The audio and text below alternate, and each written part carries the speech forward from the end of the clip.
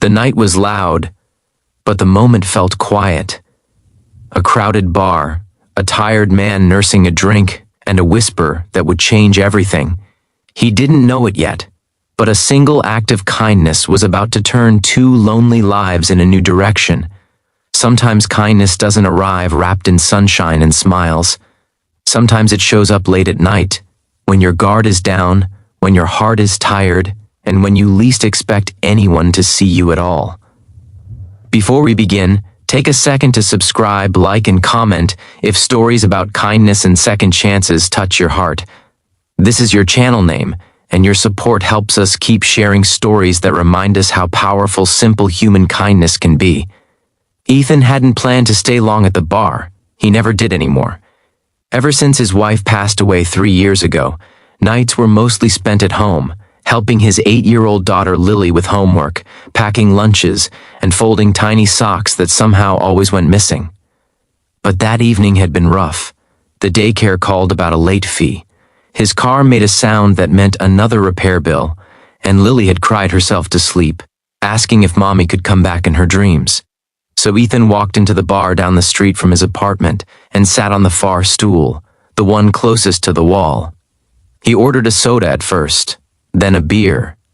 He stared at the TV without really watching, his shoulders heavy with the kind of tired that sleep doesn't fix. What most people didn't know was that Ethan wasn't just any guy unwinding after a hard day. By day, he was the quiet owner of a growing construction company. He wore work boots and hoodies, drove an old pickup, and never talked about money. After his wife died, success felt meaningless without someone to share it with. So he kept his head down and focused on being a good dad. Across the bar, Claire noticed him. Claire was the boss everyone talked about in hushed tones. She ran a regional marketing firm, sharp-minded, decisive, always in control. People saw her confidence and assumed she had it all together. But tonight, she felt hollow.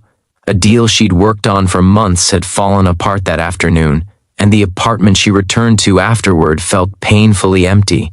She came to the bar alone, ordered a glass of wine, and planned to leave before midnight.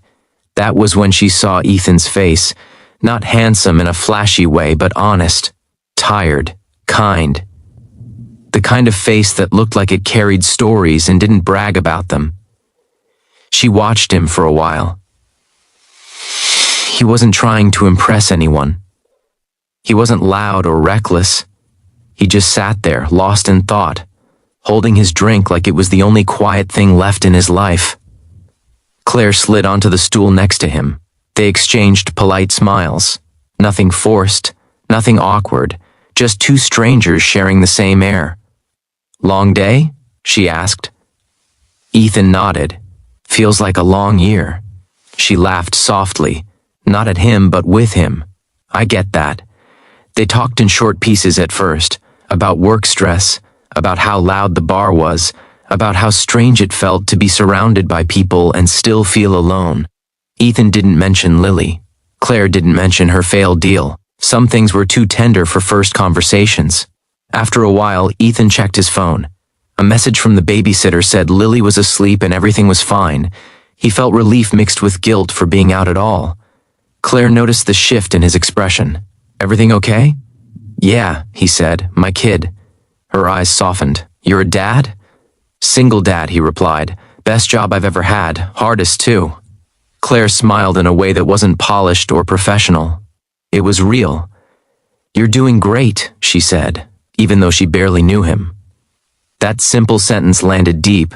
When the bartender came around again, Ethan reached for his wallet out of habit. Claire leaned closer, her voice low, almost playful, but warm. "Tabs on me," she whispered. "If you take me home." Ethan blinked, surprised, unsure how to read the moment. He expected flirtation to feel complicated, but this felt gentle. "I don't usually," he started. She held up a hand. "I don't mean like that. I just don't want to go back to an empty place tonight. I could use company, kind company." Ethan studied her face. There was no pressure there, just honesty.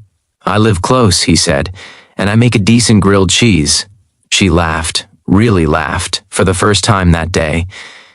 At Ethan's apartment, they sat at the small kitchen table while the pan sizzled. They talked about childhood memories, about the fear of failing people you love, about how strong you learn to be when you don't have another choice.